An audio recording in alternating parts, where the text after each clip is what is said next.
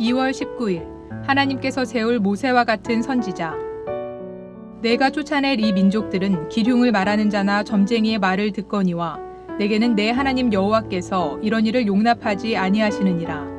내 하나님 여호와께서 너희 가운데 내 형제 중에서 너를 위하여 나와 같은 선지자 하나를 일으키시리니 너희는 그의 말을 들을지니라. 신명기 18장 14절에서 15절. 하나님께서는 그의 백성이 가나안 땅에서 살 때 가나안 사람들의 가증한 종교적인 관습들과 행위를 본받지 말라고 하셨다.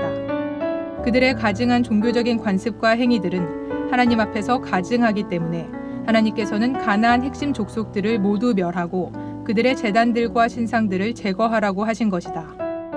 그들과 언약을 맺고 서로 교류하며 상호 결혼하는 것은 결국 이스라엘 백성의 멸망을 가져오는 것이므로 하나님께서는 이를 엄하게 금하셨다. 본문 9절에서 14절은 가나안 족속들이 행하는 가증한 행위들을 구체적으로 언급한다.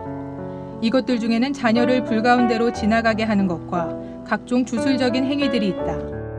하나님께서는 각종 주술을 행하는 자와 죽은 자들을 불러내는 자들을 용납하시지 않는다. 하나님께서 가나안 땅에서 가나안 족속들을 추방하신 것은 그들이 이와 같은 일을 행했기 때문이다. 그러므로 하나님의 백성은 결코 이러한 가증한 행위들을 본받아서는 안 된다. 하나님께서 이에 대한 대안으로 주신 것이 선지자 제도다. 하나님께서는 앞으로 형제들 가운데서 모세와 같은 선지자를 세울 것이라고 약속하셨다. 하나님께서는 자기 백성이 그 선지자의 말을 듣고 순종하기를 원하신다. 모세와 같은 선지자를 그들 가운데 세우겠다는 하나님의 약속은 하나님께서 시내산에서 나타나 불 가운데서 십계명을 선포하실 때 이스라엘 백성이 그분께 드린 요구다. 이때부터 하나님의 백성은 선지자가 일어날 때마다 그가 모세와 같은 선지자이기를 바랐다. 이러한 기대는 모세의 사후에 더 심화되었다. 선지자 사무엘로부터 본격적으로 시작된 선지자의 시대는 세례 요한까지 계속되었다. 이 전 기간 동안 하나님의 백성은 이들 선지자들 중에 하나님께서 마침내 보내실 모세와 같은 선지자가 있기를 기대하고 또 기대했다.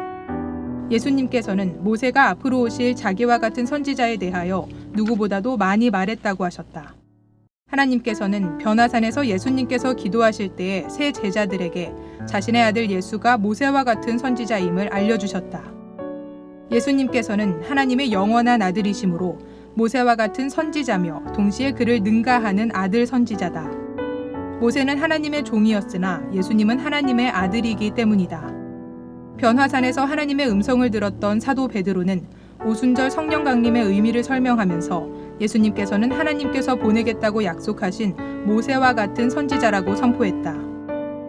사람들의 운명은 하나님께서 보내신 아들 선지자 예수 그리스도를 믿고 그의 말을 듣느냐, 믿지 않고 듣지 않느냐에 따라 달라진다. 이제 중요한 것은 유대인이냐 아니냐가 아니라 예수 그리스도를 믿느냐, 믿지 않느냐다. 한마디 기도. 하나님께서 약속대로 보내신 모세와 같은 선지자 예수 그리스도를 믿고 그의 말씀대로 살아가게 하소서.